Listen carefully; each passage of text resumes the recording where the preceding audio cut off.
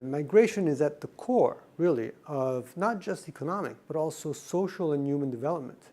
If we think about the diversity of people we find in countries like the US, like Brazil, in many parts of Africa where migration has shaped regional migration, people move between countries on a regular basis.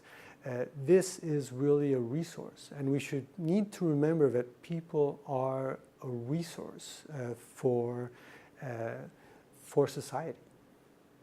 So in terms of the impact of migration, I think it helps if we break it down into two categories.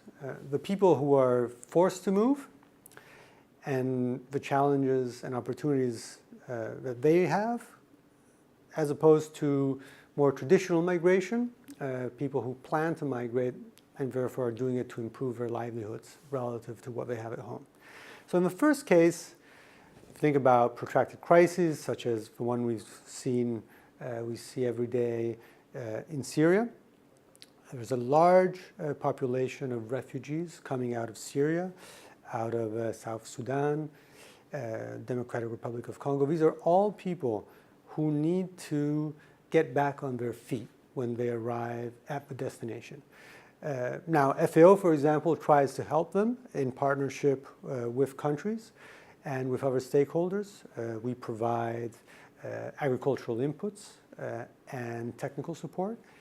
But more generally, these people face incredible challenges, very often in situations in developing countries that do not have many resources, because we should remember that 85% of refugees are hosted in developing countries. So we should be mindful of the challenges that are faced and the limited resources that the countries have to face these challenges. Now, on the side of, let's say, more traditional migration, those who move for economic incentives,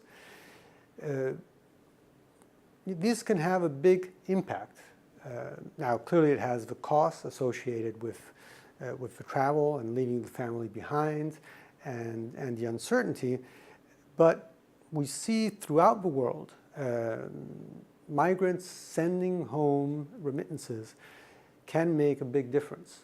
So, for example, a country like Tajikistan, 20 to 40% of the gross domestic product, the national income, comes from remittances. This is money that is going back to families to pay for food, to pay for education. So food security improves, nutritional status of children improves, and therefore also the future of the country improves along with that, given that some of that money is put away and invested. We should try and make migration be a choice and make it work for all, because it really is, in the right conditions, a win-win situation.